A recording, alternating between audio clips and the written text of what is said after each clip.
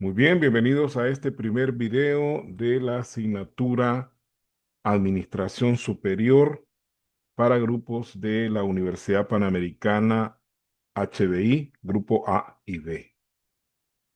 El tema que vamos a desarrollar hoy es el proceso administrativo. Sin embargo, como es el primer video, es la primera clase, pues vamos a dar un panorama un poco general de cómo vamos a desarrollar esta tan importante asignatura, que es prácticamente casi de las últimas que ustedes van a llevar y que como su nombre lo indica, pues es una materia de orden superior que lo que busca es ya afinar un poco las herramientas de conocimiento administrativo que ustedes han adquirido durante todos estos años que han estado sometidos a este proceso académico, poner un poco en práctica algunas cosas que probablemente ya vimos, pero que por razones del tiempo y por la falta de práctica de algunas de ellas, pues probablemente se nos han olvidado.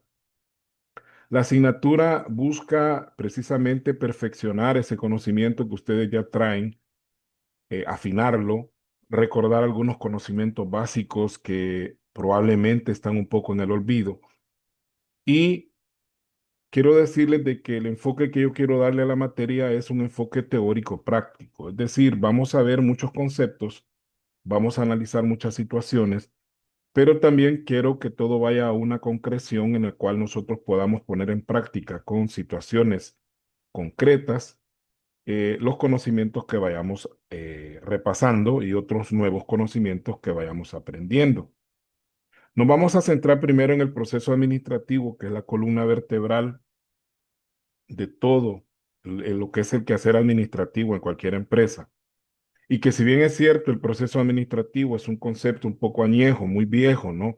Bastante, podemos situarlo desde hace unos 100 años que se viene hablando del proceso administrativo, pero que sin embargo, a pesar de ser un concepto bastante antiguo, tiene una gran vigencia en la actualidad porque muchos lo seguimos aplicando y funciona.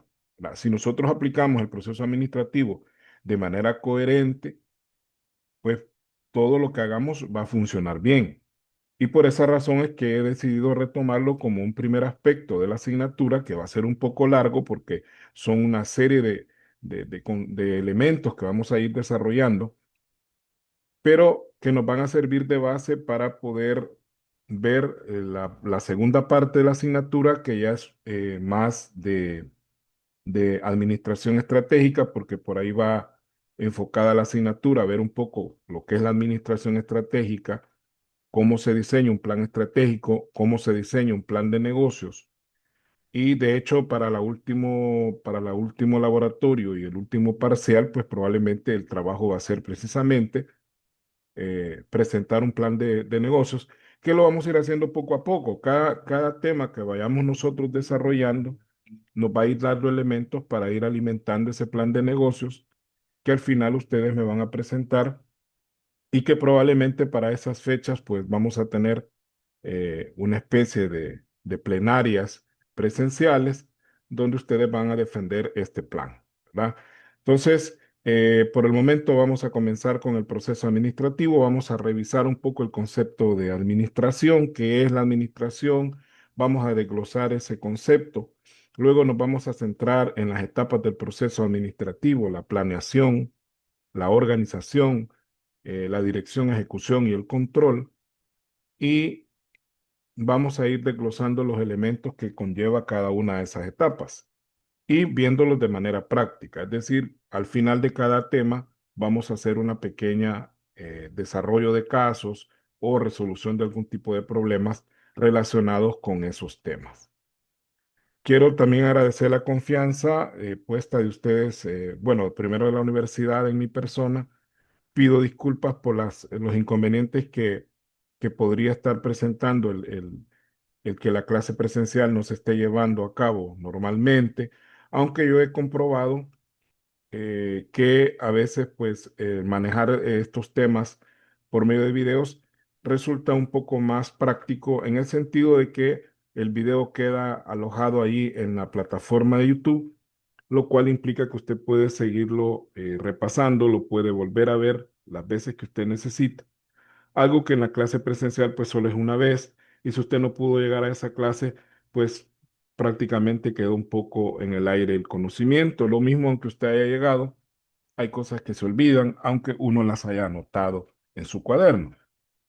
En todo caso, estoy en toda la disposición de asesorar el proceso, ¿verdad? Cuando vaya a haber algún tipo de sesión presencial, yo les voy a avisar con tiempo. Bueno, tal día nos vamos a reunir presencialmente para desarrollar alguna actividad que yo considere que es totalmente necesario que sea de esa forma. De lo contrario, la clase siempre será de esta misma manera a través de estos videos que yo les voy a ir compartiendo semanalmente, ¿verdad? Semanalmente yo les voy a compartir un video probablemente los días domingos. Los días domingos voy a estar subiendo un video semanal sobre la temática que vamos a ir desarrollando y pues para el primer laboratorio yo les voy a enviar al grupo de WhatsApp lo que van a investigar, pero ya adelantando un poquito, pues sencillamente lo que van a hacer para el primer laboratorio es una investigación bibliográfica sobre las diferentes escuelas de pensamiento administrativo que han existido modernamente, ¿verdad? Del siglo XIX, finales del siglo XIX en adelante, porque recordemos que la administración es un fenómeno que existe desde la antigüedad, desde que el hombre comenzó a tratar de resolver problemas cotidianos, la administración ya existía, pero ya como con un enfoque más científico, mucho más concreto,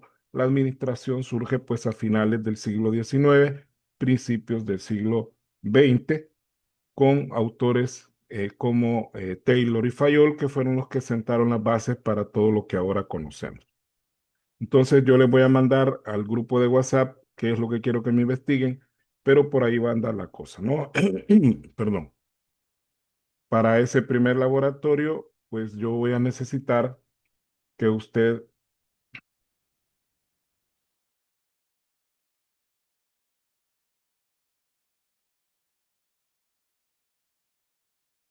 me investigue esas escuelas de pensamiento. Vamos a, en primer lugar, a hablar de lo que es la administración y antes de poder definirla, vamos a hablar un poco de sus raíces etimológicas. A veces es bien importante que para conocer un concepto nuevo, conocer sus raíces etimológicas. A veces la etimología no es exacta porque recordemos que el lenguaje es evolutivo y probablemente hay palabras que cuando se crearon originalmente daban a entender una cosa muy diferente a la que actualmente se podría pensar. Yo siempre pongo de ejemplo el petróleo porque es un ejemplo bien claro de esta situación. Cuando el ser humano descubrió por primera vez, bueno, descubrió el petróleo, no por primera vez, porque si lo descubrió era la primera vez, ¿verdad? Obviamente. A veces hablamos de manera redundante. Eh, Le pusieron petróleo porque la idea original era de que era como un aceite que sacaban de las piedras. De hecho, la palabra petróleo quiere decir aceite de piedra, pero nosotros sabemos en la actualidad que el petróleo no es aceite de piedra, sino que es algo que proviene de la descomposición de una cantidad de seres vivos que se han prácticamente podrido, ¿no? En la tierra y que eso a lo largo de millones de años vino a través de la temperatura y la presión, pues se vinieron a generar en ese aceite. Pero le seguimos llamando petróleo. Lo mismo la administración. ¿Qué es la administración en términos etimológicos o de raíces etimológicas? ¿Qué es lo que vamos a entender por administración? Y lo vamos a ver a través de este esquema. Vamos a ver el esquema. Tenemos ahí el esquema. Vemos que la palabra administración se deriva del término administer y que esto está formado por un prefijo que es el prefijo ad, que aparte de querer decir a la par de algo, o sea, ad es cuando algo está a la par, ¿verdad? Adjunto, por ejemplo, está junto a. También el ad significa en algunos contextos hacia, ¿no? Que da el sentido de guía o conducción hacia un punto de llegada, ¿verdad? Queremos llegar hacia un lugar, de un punto a un punto B. Eso nos da a entender el prefijo ad. Luego viene minister, del cual derivamos minus, que pues todos nosotros sabemos que minus es menos, ¿verdad? Esto es raíces latinas, viene del idioma latín o de la lengua latina, que pues todos sabemos que ya no existe, pero que está impregnada en todo nuestro idioma español, igual que en el portugués, el italiano, un poco en el francés, el rumano, que son idiomas que surgieron del latín. Ahora, minus es menos y el prefijo, el sufijo, mejor dicho, o sea, va al final, er, que es un comparativo, en este caso, al estar combinado con minus, pues significa menos que, ¿verdad?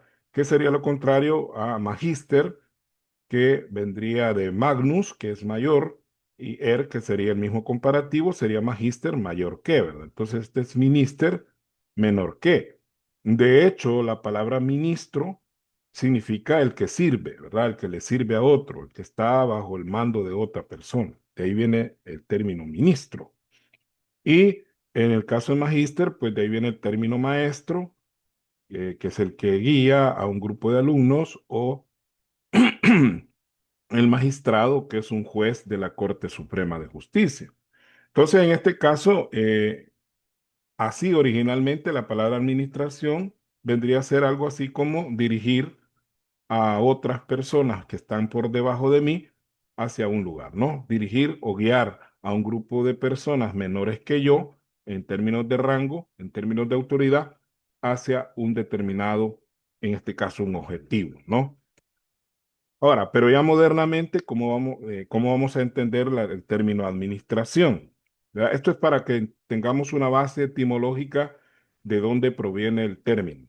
¿Ah? Hay que ir tomando notas, aunque yo les voy a compartir la presentación en PDF, ¿verdad? Pero hay que ir tomando nota de lo importante, puesto que en algún momento podría ser parte de alguna prueba o de un examen lo que estamos viendo.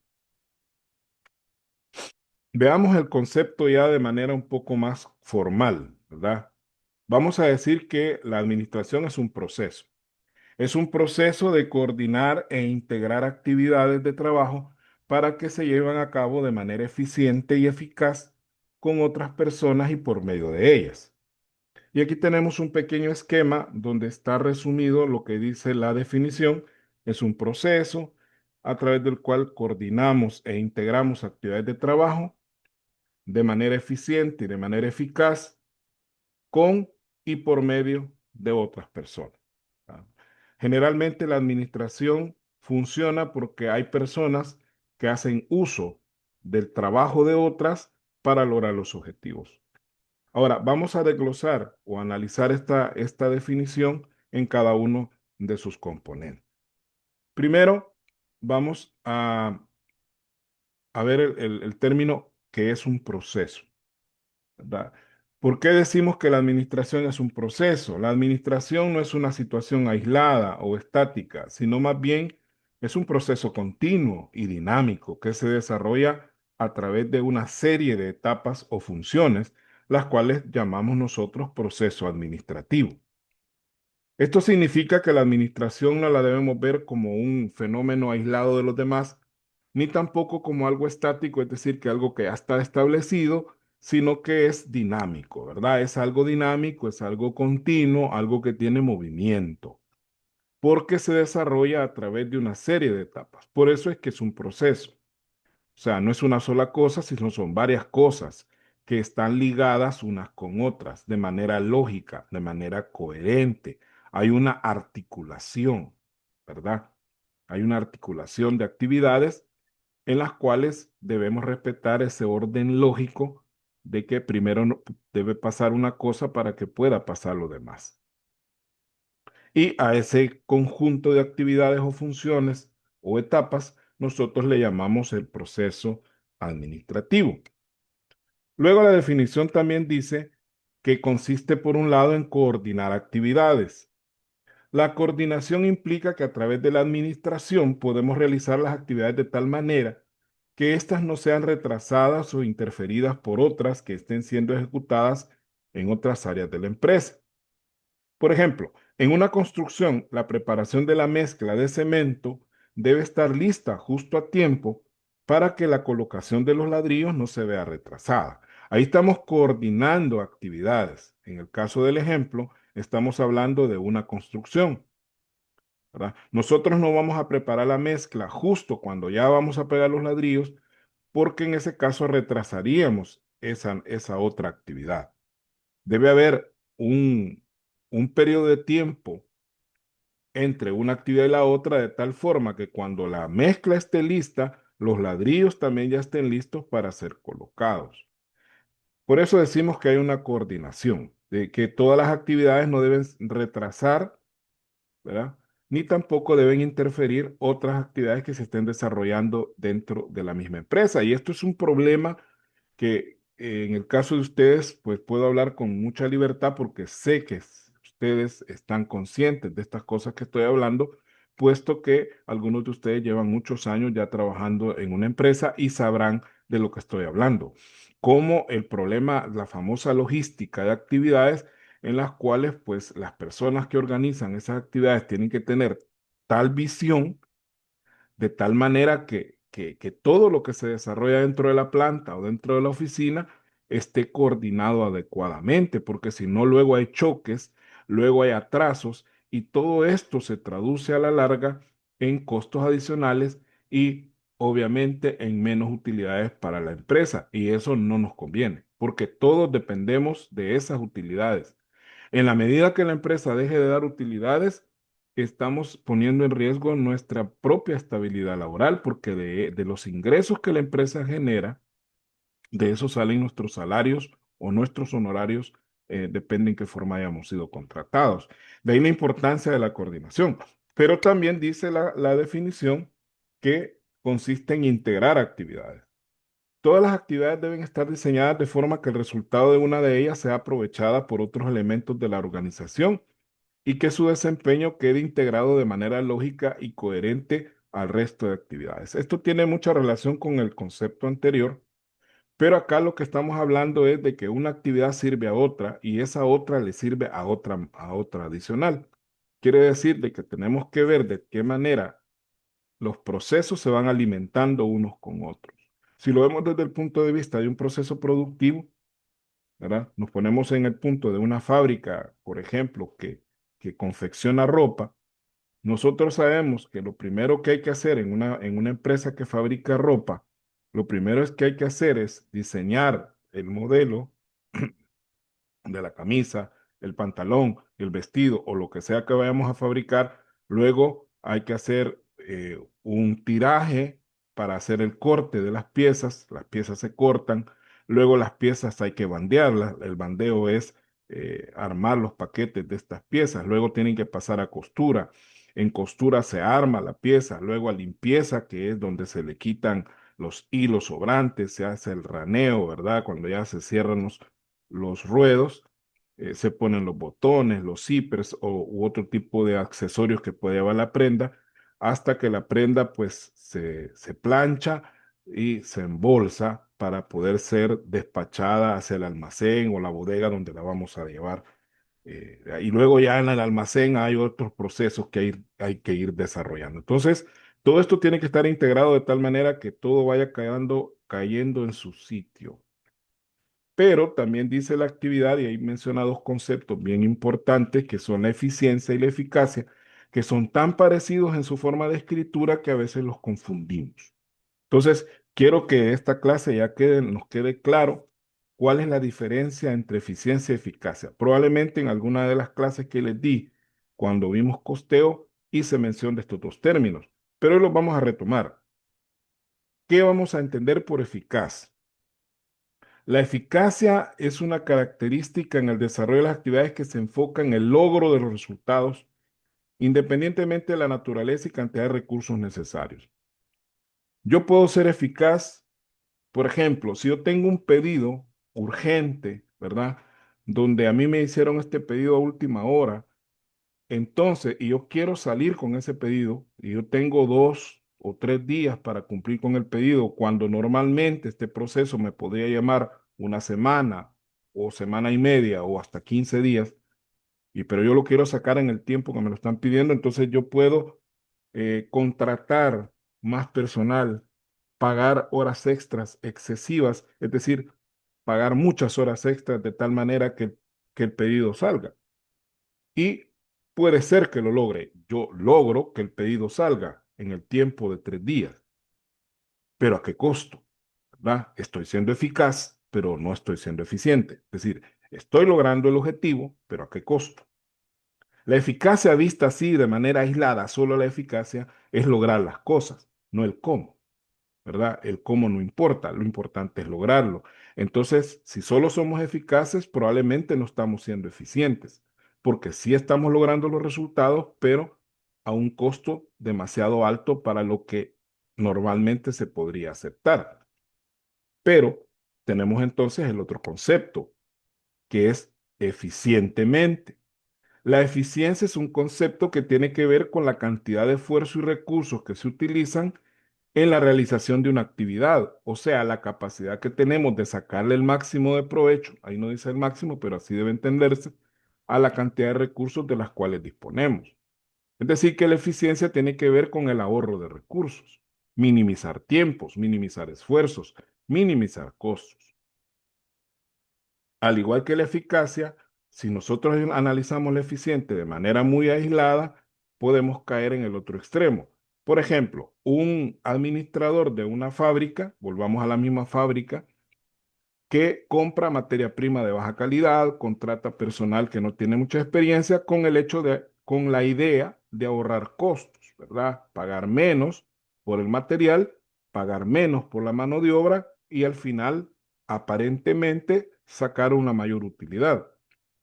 Probablemente esto funcione en un principio, pero a la larga el producto que estamos fabricando va a ser de tan baja calidad que probablemente no lo logremos vender y el efecto va a ser contraproducente. Es decir, en lugar de lograr una mayor utilidad, probablemente vamos a entrar en un proceso de pérdida porque el producto no se va a vender. Entonces, ¿qué es lo que nosotros debemos buscar como administradores? Equilibrar ambos conceptos. Ser eficaz, pero al mismo tiempo ser eficiente. Y eso se puede, ¿verdad? Es difícil lograrlo, pero se puede hacer ese punto medio entre ambos conceptos. Ser eficaces y al mismo tiempo ser eficientes. Probablemente no vamos a ser totalmente eficaces como quisiéramos, pero sí vamos a ahorrar costos. ¿Verdad? No vamos a ser tan eficientes como quisiéramos, pero sí vamos a lograr los resultados. Entonces, esa combinación es la que cuesta y es la que tenemos que aprender como administradores. Y mucho de esto se basa en el sentido común, es decir, nosotros debemos tener lógica a la hora de planificar nuestras actividades sin olvidar estos dos conceptos, jóvenes. Siempre debemos entender, voy a diseñar una actividad, un proyecto podría ser, entonces debo combinar o debo conciliar eficiencia con eficacia. Tengo que lograr los resultados, pero al mismo tiempo tengo que ser ahorrativo, ¿verdad? Sin menoscabar la eficacia. Es decir, no irme para el otro lado. Es decir, no voy a gastar poquito, pero eso va a poner en riesgo que yo logre lo que quiero, pero tampoco me voy a poner a que yo voy a lograr lo que quiero a cualquier costo. Tampoco, ¿verdad? Tenemos que hacer un equilibrio entre ambos conceptos. Y luego dice que esto se logra con y por medio de personas.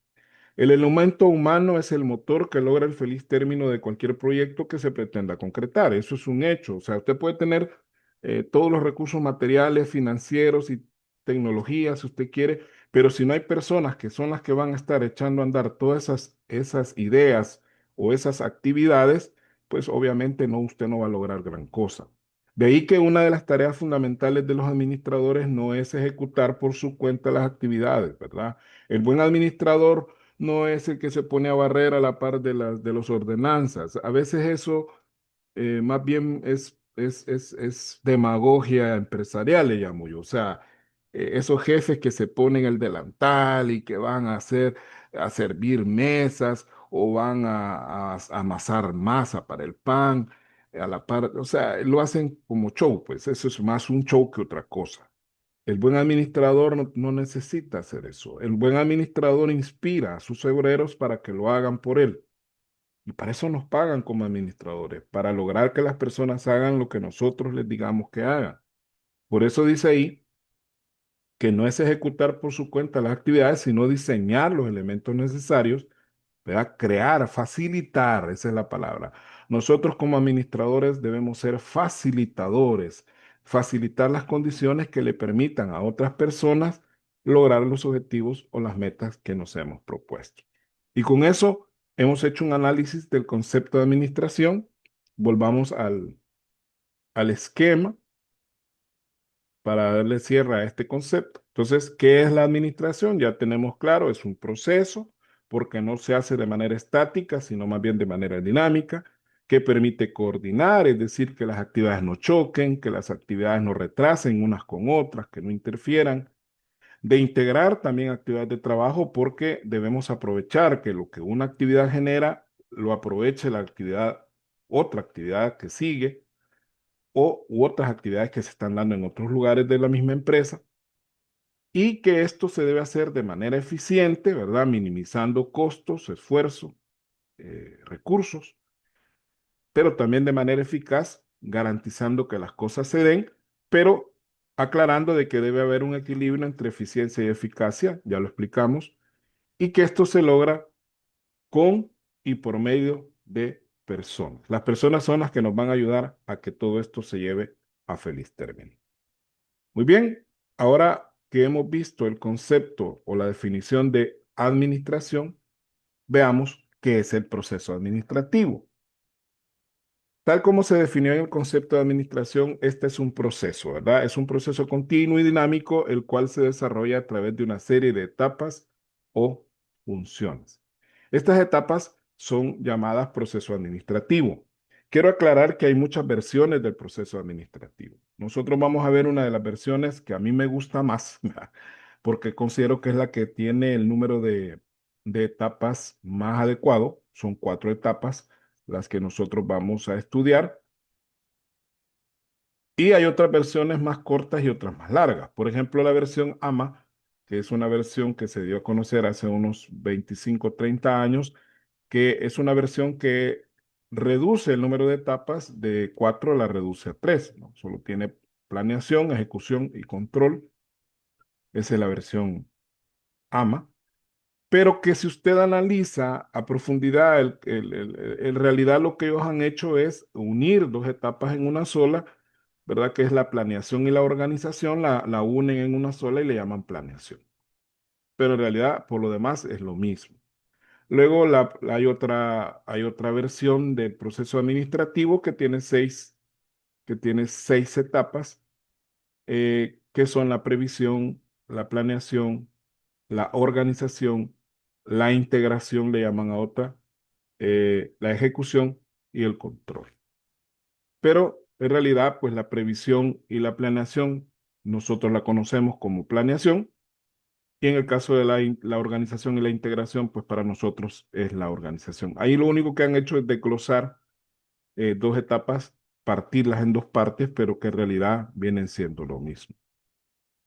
Por medio del siguiente esquema, dice, podemos visualizar las 4 funciones básicas del proceso administrativo ordenados de forma lógica, porque hay una lógica en todo este orden que le damos al proceso, pero esto no implica que deban ser ejecutadas rigurosamente en ese orden, ya que en un momento determinado un administrador puede estar desarrollando cualquiera de dichas funciones, solo que sobre actividades o proyectos diferentes. Es decir, depende de cada actividad, usted puede estar planificando una actividad A, organizando una actividad B, ejecutando una actividad C o controlando una actividad D. Es decir, puede estar en varias actividades en diferentes niveles del proceso.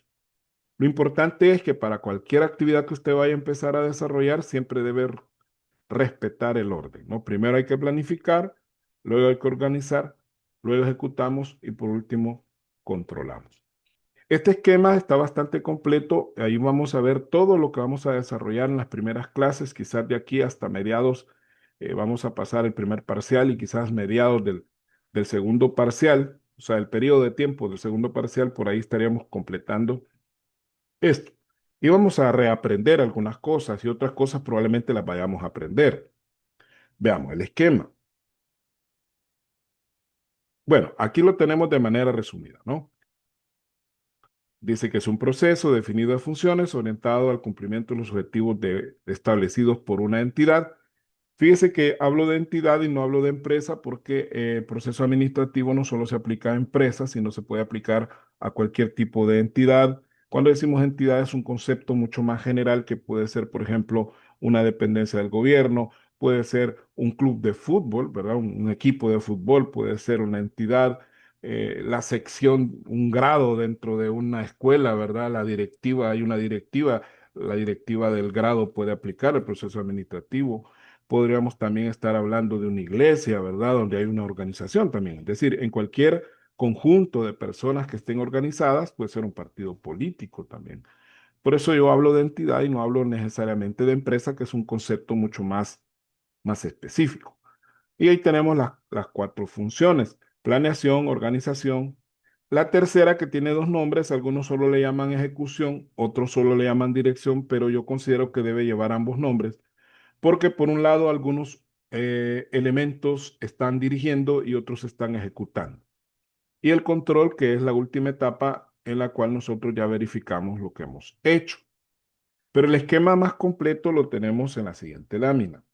Este esquema yo sugiero que lo tengan siempre. Yo les voy a compartir la presentación en PDF, pero este esquemita que les voy a poner, sería bueno que le hicieran una captura y lo tuvieran siempre a la mano en algún lugar por ahí en la galería, ¿verdad? De su celular, porque vamos a estar volviendo a ese esquema constantemente. Y lo tenemos acá.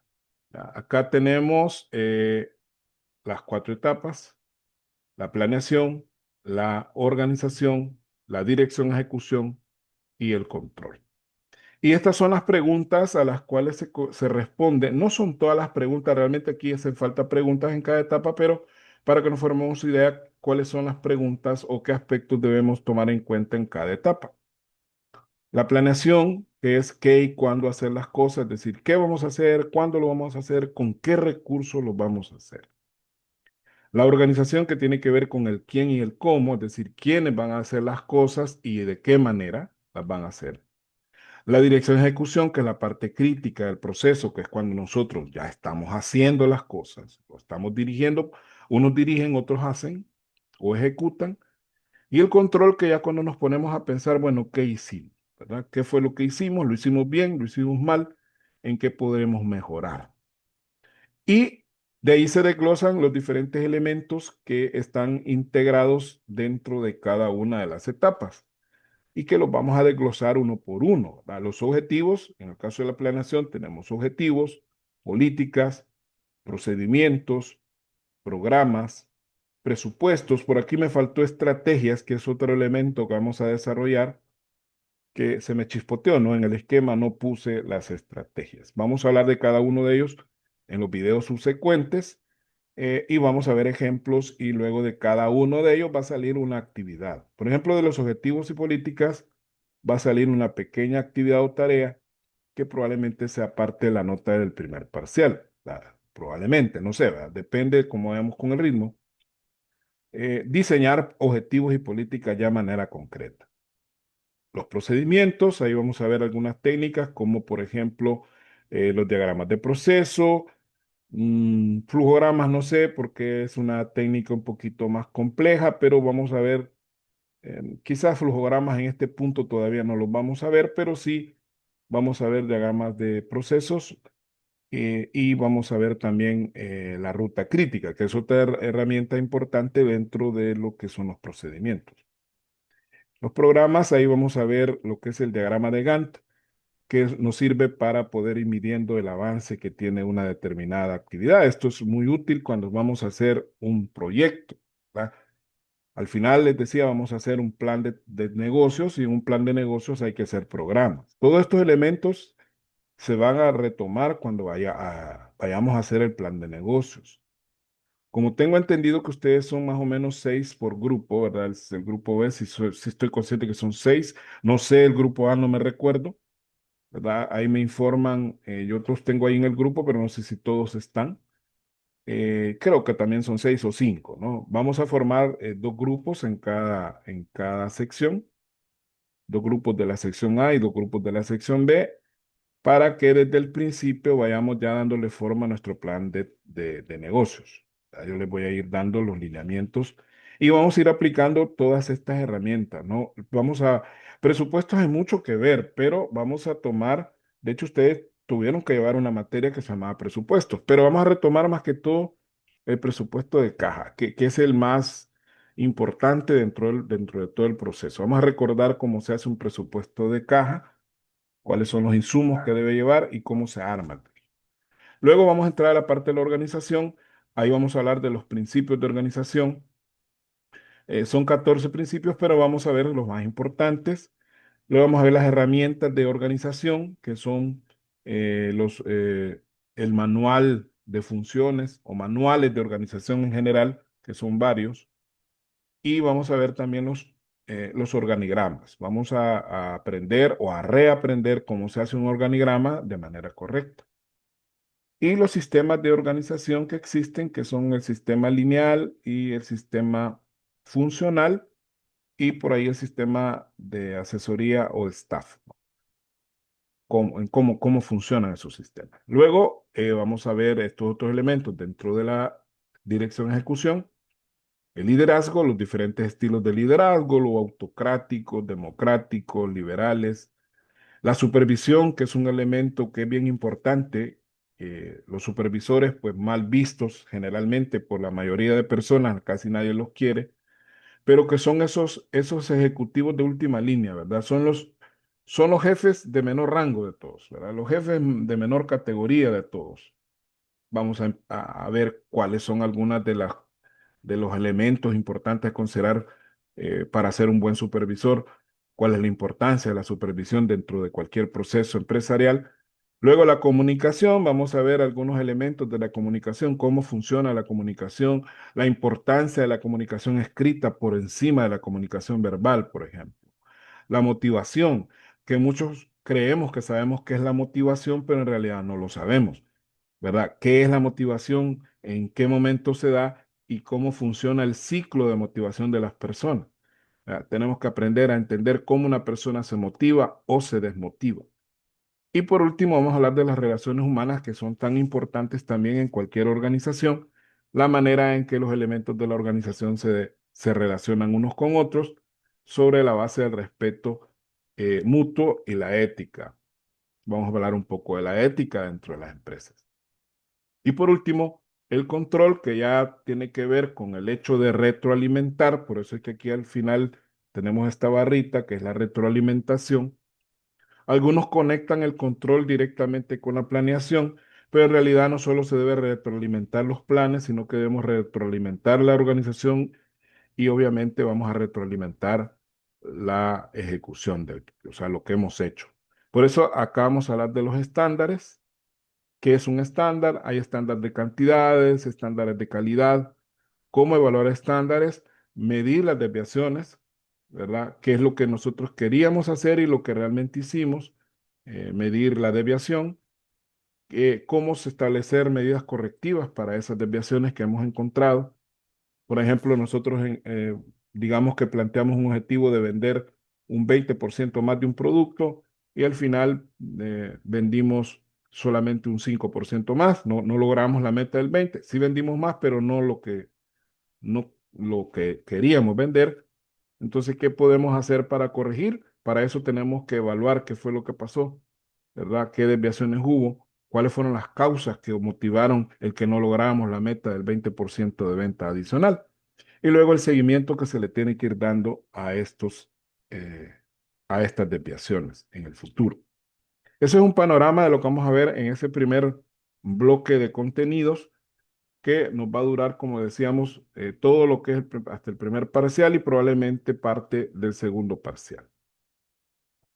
Ahora bien, es bastante lo que vamos a ver, ¿verdad? Pero vamos a irlo desarrollando paso a paso, cosita por cosita, porque lo que a mí me interesa, jóvenes, es que reaprendamos algunas cosas, que afinemos algunos conceptos y que la materia pues tenga esa calidad de útil, ¿verdad? Que sea una asignatura útil, que no sea una asignatura de relleno, algo que lo llevamos solo porque ni modo, hay que llevarla y está en el pensum, sino que, como yo siempre digo, mis alumnos tienen que llevarse algo nuevo, algo que no sabían, algo que probablemente no lo sabían bien. y que en todo caso tenga esa significación que les permita aplicarlo en algún momento en su trabajo o en su vida personal, porque todas estas cosas se pueden aplicar en nuestras decisiones personales, en nuestra casa, ¿verdad? Con nuestra familia, en nuestro grupo de amistades, en nuestra iglesia, en nuestro club social. En todas esas partes es aplicable todos estos conocimientos. Es un eje transversal dentro de la actividad humana, es decir, todo esto se puede aplicar a cualquier actividad humana. Ahora, hablemos de cada una de las etapas, ¿verdad? Hoy vamos a dar establecido en qué consiste cada etapa. Más adelante vamos a ir desglosando etapa por etapa. ¿Verdad? Esto es como una mandarina, ¿verdad? Que la vamos a ir desgajando poco a poco. ¿Qué es la planeación? Es la etapa del proceso, algunos la consideran quizás la más importante de todas, porque si no hay planeación, no hay nada más. ¿Verdad? La planeación es la base de todo. Pero dice aquí que es la etapa del proceso en la cual se definen los objetivos. Esto es bien importante. Sin objetivos no hay proceso. ¿Verdad? Tenemos que definir objetivos y metas. Por ahí vamos a explicar cuando veamos los objetivos cuál es la diferencia entre un objetivo y una meta que a la larga son casi sinónimos, aunque no lo son, porque no todos los objetivos son metas, aunque sí todas las metas son objetivos, ¿no? Todas las metas son un objetivo, aunque no todos los objetivos son metas. Ya vamos a explicar eso más posteriormente. Lo primero que decir, los objetivos o metas que se persiguen, el tiempo requerido para su consecución, así como los recursos materiales humanos y financieros y técnicos que deberán emplearse en el proceso.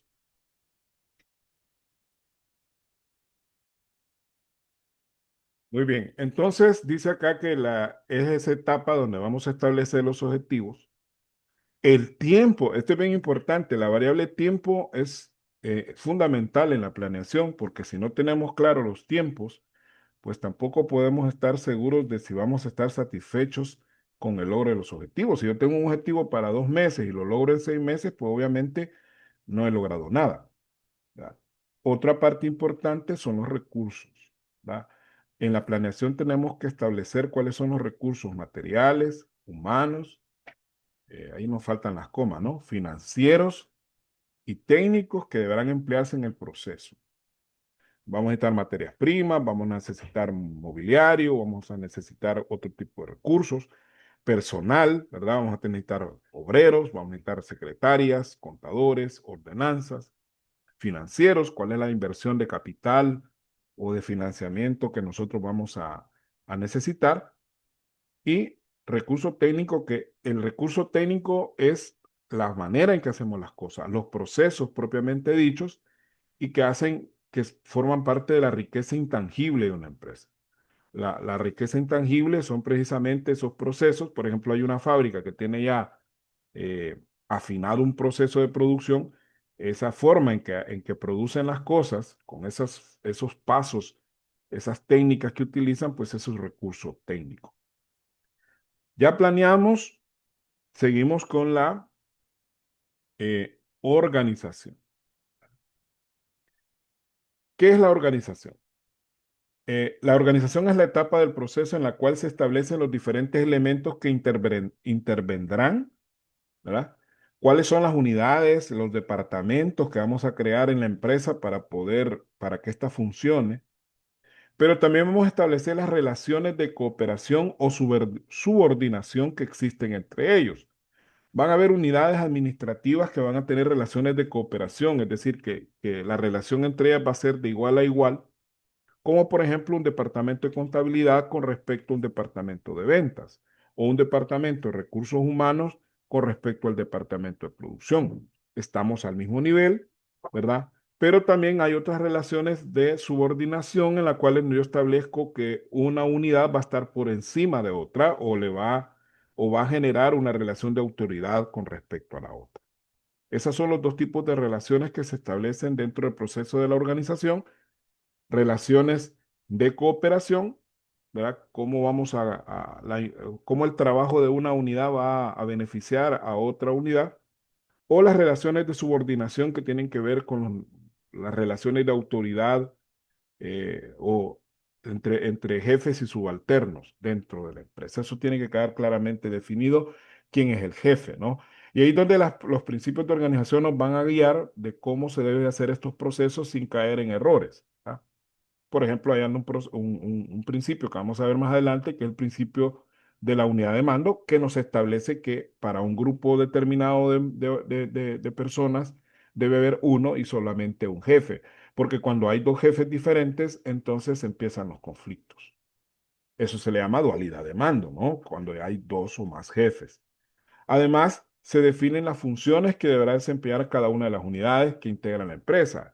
Dentro de la organización se le va a decir a cada departamento, a cada unidad, qué es lo que tiene que hacer o cuáles son las actividades a las cuales se debe ceñir, ¿verdad? Porque a veces, al no existir claramente cuáles son las actividades que tiene que desempeñar cada unidad o cada persona, entonces podemos cometer errores como invadir, ¿verdad? El trabajo de otros. A veces se invade el trabajo de otra persona porque yo no sé hasta dónde llega mi responsabilidad. Eso tiene que quedar bien delimitado. Y a veces sucede lo contrario. No es que invadamos, una unidad invade el trabajo de otra, sino que ambas unidades se desligan de una determinada responsabilidad porque como no se les ha asignado a ninguno de los dos, ninguno de los dos lo hace. Entonces la actividad queda sin hacerse. Eso todavía es más delicado. Porque cuando hay duplicidad de funciones, cuando alguien hace lo que otro le tocaba hacer, pues ahí lo más que va a haber es un choque entre ambas unidades queriendo hacer lo mismo. Pero cuando se da lo contrario, pues hay actividades huérfanas que nadie las quiere hacer o nadie las hace porque nadie sabe que a ellos le toca. Entonces, los manuales de organización, que también vamos a hablar de ellos, ya lo mencionábamos, vamos a definir claramente las funciones y atribuciones de cada una de las unidades y obviamente también de las personas. De ahí que hay, por ejemplo, manuales de puestos, ¿no? Donde cada puesto que existe dentro de la empresa, eso tiene que también quedar bien claro, tiene que quedar escrito. Los puestos tienen que estar claramente definidos hasta en su nombre, cómo se le va a llamar al puesto y obviamente todas las funciones y atribuciones que tiene este puesto. Eso lo vamos a ver más adelante. Luego viene la dirección ejecución, que son dos etapas en una sola, que es la etapa crítica del proceso, ya que en ella se ejecutan todas las actividades que han sido previamente planeadas y organizadas. Ya planificamos, ya organizamos, ahora hagámoslo. En ella los administradores deben realizar una serie de acciones tendientes a garantizar que todo lo planeado se concrete adecuadamente, ¿verdad? Que todo lo que se había planificado se esté haciendo, hacer que las cosas se hagan. Y de ahí lo importante que los jefes tienen que ser bastante cuidadosos al momento de que las actividades se están desarrollando, porque no vamos a esperar a que una actividad se haya hecho mal para empezar a corregirla, ¿no? Si podemos corregir en el momento, se hace, ¿no? Hay una técnica ahí que se llama de la plancha caliente que dice que la parte disciplinaria en una empresa que es tan necesaria debe ser como una plancha caliente. Que si la persona, cuando tocamos una plancha caliente, pues inmediatamente retiramos la mano porque sentimos la quemadura. Lo mismo ocurre cuando vamos a corregir a las personas. Si alguien comete un error, la técnica de la plancha caliente es corregirlo de manera inmediata. El momento que cometió la equivocación, lo más pronto posible, se le llama la atención y se crea un proceso disciplinario, como puede ser hacerle un acta, un warning, como le llaman en algunas empresas, o una advertencia, especificar con tiempo cuántas advertencias o cuántos warnings se le pueden dar antes de echarlo, ¿no? Eso tiene que estar claro. Porque dice esta técnica de la plancha caliente que si la persona se le corrige hasta después de una semana, 2 semanas de que ha cometido el error, ya no mentalmente, como ya no está fresco el problema, ya no asocia el castigo a la falta que ha cometido. Entonces no hay una asociación, sino que él cree que lo están dañando, ¿verdad? Lo están haciendo para perjudicarlo. Entonces, entre más cerca está el castigo con respecto a la falta, es mucho más efectivo. Y por último tenemos el control, este tiene una estrecha relación con la planeación, ya que en este momento es en el que se efectúa una comparación entre las actividades planeadas y los resultados reales. Hacemos una comparación entre lo que dijimos que íbamos a hacer y lo que realmente hicimos. Y se determinan las desviaciones o discrepancias, las causas que las originan. Ahí se me comió unas comas ahí, ¿verdad? Las causas que originan esas desviaciones y obviamente la adopción de las medidas correctivas pertinentes. Ahí hay bueno, ese punto no le damos. A este proceso de revisión de planes y resultados se le llama retroalimentación. O sea, hacemos una retroalimentación, como vimos en el esquema, donde estamos reciclando lo que hicimos con respecto a lo que habíamos planificado. Bien, jóvenes, hasta aquí llegamos con este primer video. Espero que las cosas estén quedando claras, las explicaciones. Y de esta misma manera vamos a ir trabajando. Cuando haya necesidad de una sesión presencial, yo les voy a comunicar con tiempo. De lo contrario, así vamos a seguir trabajando. Muchas gracias por su atención. Feliz fin del día domingo, porque es cuando yo estoy grabando este video. Muchas gracias por su atención.